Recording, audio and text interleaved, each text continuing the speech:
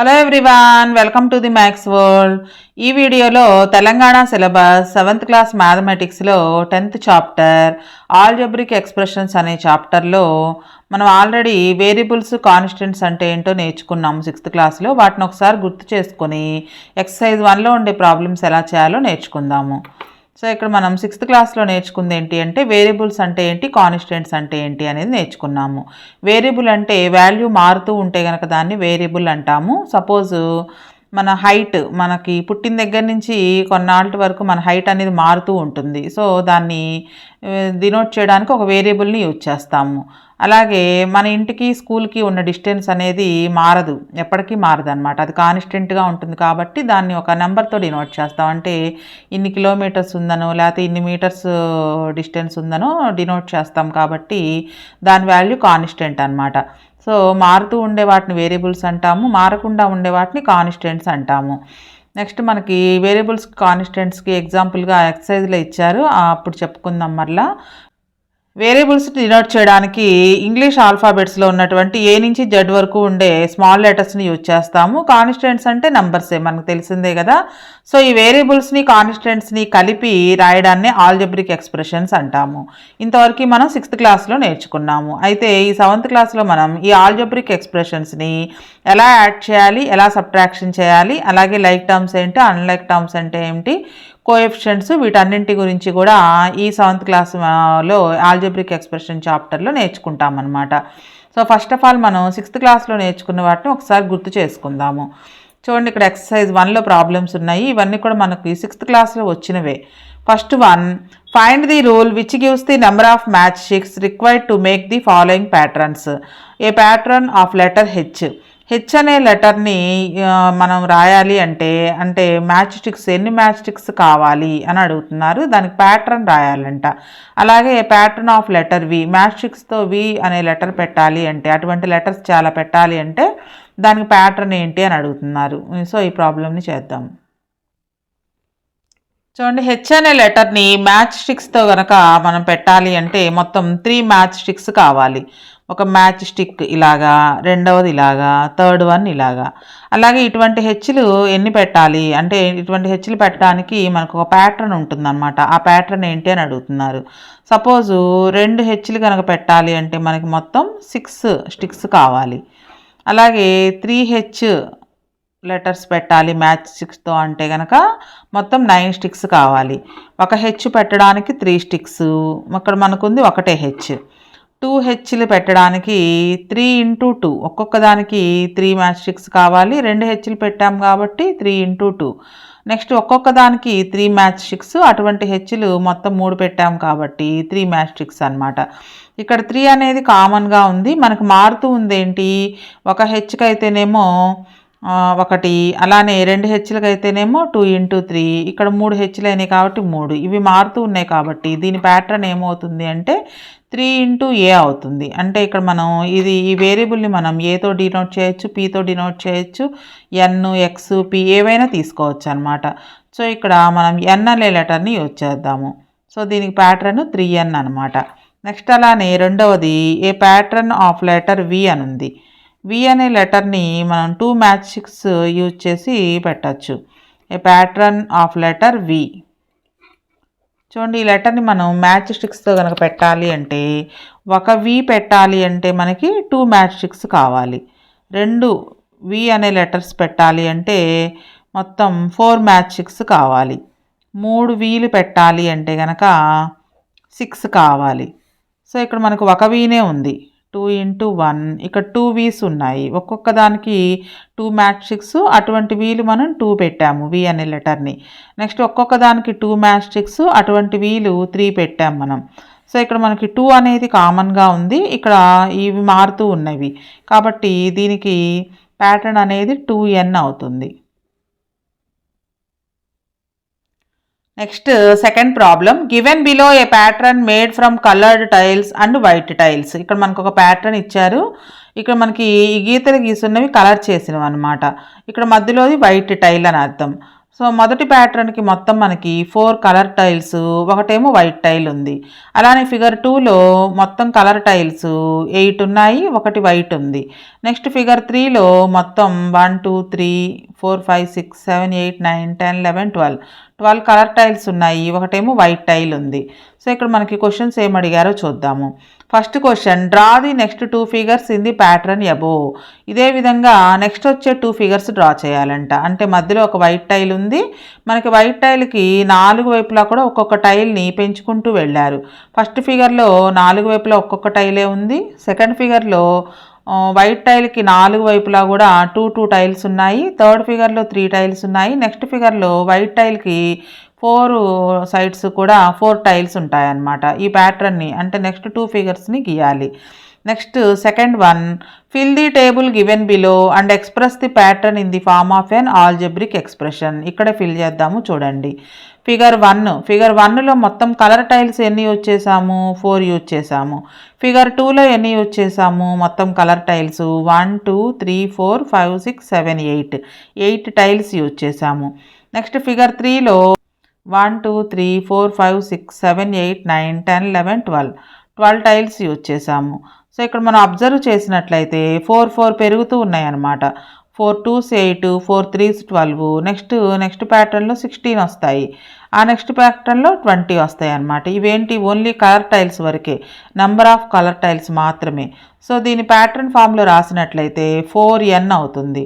4 పెరుగుతూ ఉన్నాయి కదా, సో 4n అవుతుంది అన్నమాట ఈ ప్యాటర్న్ అనేది. నెక్స్ట్ ఈ ప్రాబ్లంలోనే ఇంకొక టేబుల్ కూడా ఉంది. Fill the table given below and express the pattern in the form of an algebraic expression. First the figure number of total tiles, అంటే కలర్ టైల్స్ మధ్యలో ఉన్న వైట్ టైల్స్తో కలిపి ఒక్కొక్క ప్యాటర్న్లో ఎన్ని టైల్స్ ఉన్నాయో రాశారనమాట. ఫస్ట్ ప్యాటర్న్లో కలర్ టైల్స్ 4, వైట్ టైల్ 1, మొత్తం 5 ఉన్నాయి. సెకండ్ ప్యాటర్న్లో కలర్ టైల్స్ 8 ఉన్నాయి, మధ్యలో ఒకటి వైట్ టైల్ ఉంది, అంటే మొత్తం 8 + 1 9 అనమాట. థర్డ్ ప్యాటర్న్లో కలర్ టైల్స్ అనేవి 12 ఉన్నాయి, ఒకటి వైట్ టైల్ ఉంది కాబట్టి 12 + 1 అంటే 13 అనమాట. నెక్స్ట్ దాంట్లో 16 కలర్ టైల్స్ ఉన్నాయి, ఒక వైట్ టైల్ ఉంది, సో 17. నెక్స్ట్ ప్యాటర్న్లో 20 కలర్ టైల్స్ ఉన్నాయి, ఒక వైట్ టైల్ ఉంది, అంటే మొత్తం 21. సో మనం దీని ప్యాటర్న్గా రాసినట్లయితే కనుక ఫస్ట్ దాంట్లో ప్యాటర్న్ మనకి 4n వచ్చింది. అన్నిట్లోనే కలర్ టైల్ ఒక్కొక్కటే ఉంది కాబట్టి 4n + 1 అనమాట. చూడండి, ఇది 4 + 1, ఇదేమో 8 + 1 అంటే 4n + 1 4 × 3 + 1 4 × 4 + 1 4 × 5 + 1 అనమాట. సో దీని ప్యాటర్న్ 4n + 1 అవుతుంది. సో ఫస్ట్ క్వశ్చన్ ఆన్సర్ చూడండి. Draw the next 2 figures in the above pattern అన్నారు. సో మధ్యలో మనకి ఒక వైట్ టైల్ ఉండాలి, అలాగే అటు చివర ఇటు చివర 4 టైల్స్ రావాలన్నమాట. సో మధ్యలో వైట్ టైల్ రాద్దాము. నెక్స్ట్ ఇటు 4 ఉండాలి, 1 2 3 4. వీటికి కలర్ చేయాలి, అంటే ఇట్లా మనం లైన్స్ డ్రా చేసినా సరిపోతుంది. అలానే లెఫ్ట్ సైడ్ కూడా 4 ఉండాలి, 1 2 3 4. అలాగే పై వైపును కూడా 4 టైల్స్ రావాలి, 1 2 3 4. అలానే కింది వైపును కూడా 4 టైల్స్ రావాలి, కలర్ టైల్స్, 1 2 3 4. వీటిని కలర్ చేయడం అంటే ఇట్లాగా మనం డ్రా చేస్తే సరిపోతుంది. ఇవి కలర్ టైల్స్ అని అర్థం అనమాట. మధ్యలో ఉండేది వైట్గా ఉండాలి, అంటే ఎటువంటి డిజైన్స్ అనేవి ఉండకూడదు. ఇది నెక్స్ట్ ప్యాటర్న్. నెక్స్ట్ ఇంకొక ఫిగర్ అంటే మధ్యలో కలర్ టైలు, మధ్యలో వైట్ టైలు, అలానే వైట్ టైల్కి రైట్ సైడ్ లెఫ్ట్ సైడ్ కూడా 5 రావాలన్నమాట. చూడండి, 1 2 3 4 5 కలర్ టైల్స్ 5 రావాలి, 1 2 3 4 5. అలానే ఇటువైపు కూడా 5, 1 2 3 4 5. పైన కూడా 5 రావాలి, 1 2 3 4 5 1 2 3 4 5. కింద కూడా మధ్యలో ఒక వైట్ టైల్ ఉండాలి, 4 వైపులా కూడా 5 కలర్ టైల్స్ రావాలన్నమాట. ఇవి నెక్స్ట్ 2 ఫిగర్స్. అలాగే మిగిలిన 2 టేబుల్స్ కూడా ఫిలప్ చేసాం కదా. నెక్స్ట్ థర్డ్ ప్రాబ్లం నేర్చుకుందాం. Next third problem, right the following statements using variables, constants and arithmetic operations. Variables అంటే ఏ నుంచి జెడ్ వరకు ఉండే లెటర్స్ రాస్తాము, కాన్స్టెంట్స్ అంటే నంబర్స్ తీసుకుంటాము, అర్థమెటిక్ ఆపరేషన్స్ అంటే plus, minus, into, divided by, ఈ మూడింటిని యూజ్ చేసి కింద ఇచ్చిన వాటిని సింబాలిక్ ఫామ్లో రాయాలన్నమాట. First one, 6 more than P. More అంటే ఎక్కువ అని అర్థం, పీ కంటే కూడా 6 ఎక్కువ అంట, అంటే p ప్లస్ 6 అవుతుంది దీని సింబాలిక్ ఫామ్లో రాసినట్లయితే. Next X is reduced by 4. Reduce అంటే తగ్గించడము, ఎక్స్ వాల్యూ కంటే 4 తక్కువ, అంటే ఎక్స్లో నుంచి 4 తీసేయాలన్నమాట.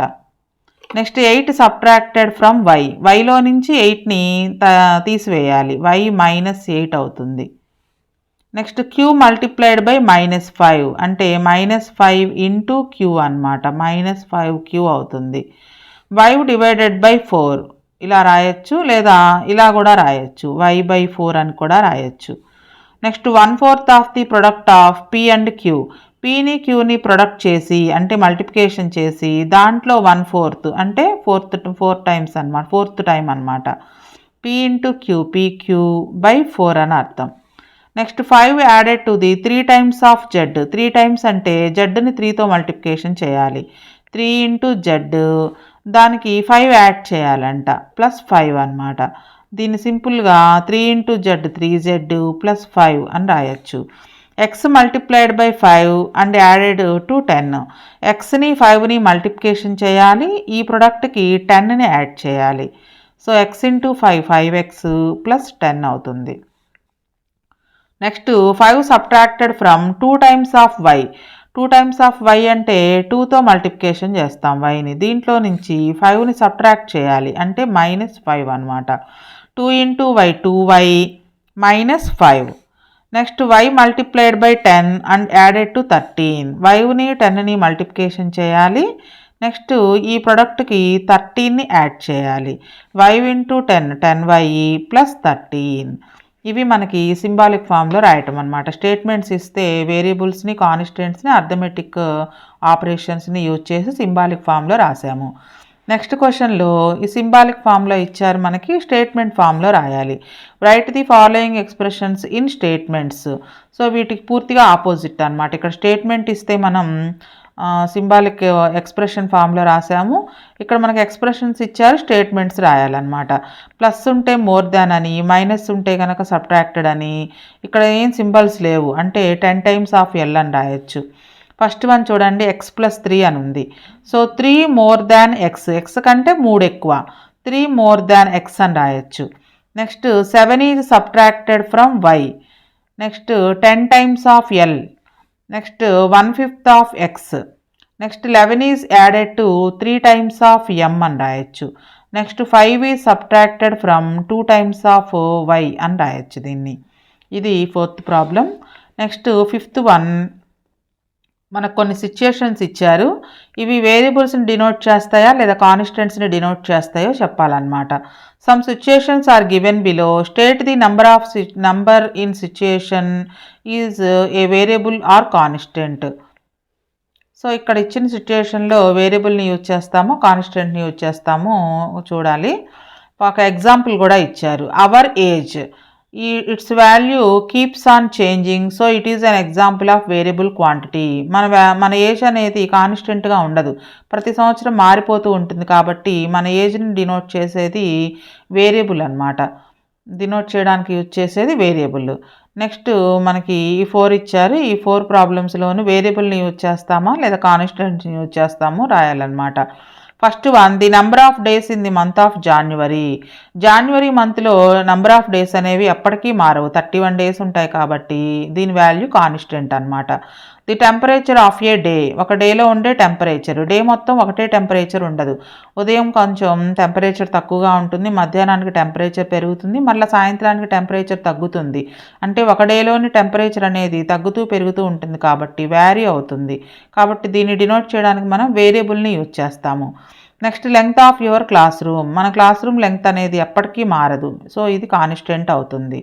Height of the growing plant. ఒక ప్లాంట్ పెరుగుతూ ఉంటే దాని హైట్ పెరుగుతూ ఉంటుంది కాబట్టి ఇది కూడా మనకి వేరియబుల్ని డినోట్ చేస్తాము దీన్ని డినోట్ చేయడానికి. సో ఇది ఈ ఎగ్జాంపుల్స్ చూసినట్లయితే మనకి వేరియబుల్ అంటే ఏంటి, కాన్స్టెంట్ ఏంటో అంటే ఏంటో అర్థమై ఉంటుంది. కాన్స్టెంట్ అంటే ఎప్పటికీ మారకుండా ఉండే వాల్యూని కాన్స్టెంట్ అంటాము. మనకి మారుతూ కొంచెం పెరుగుతూ తగ్గుతూ ఉంటే కనుక దాన్ని వేరియబుల్తో డినోట్ చేస్తామన్నమాట. సో ఈ వేరియబుల్ని డినోట్ చేయడానికి మనం ఇంగ్లీష్ ఆల్ఫాబెట్స్లో ఉన్నటువంటి ఏ నుంచి జెడ్ వరకు ఉండే స్మాల్ లెటర్స్ని యూజ్ చేస్తాము. నెక్స్ట్ వీడియోలో ఆల్జబ్రిక్ ఎక్స్ప్రెషన్స్లో టర్మ్స్ని ఎలా క్యాలిక్యులేట్ చేయాలి, టర్మ్స్ని ఎలా లెక్క పెట్టాలి, అలానే లైక్ టర్మ్స్ అంటే ఏంటి, అన్లైక్ టర్మ్స్ అంటే ఏమిటి అనేది నెక్స్ట్ వీడియోలో నేర్చుకుందాము.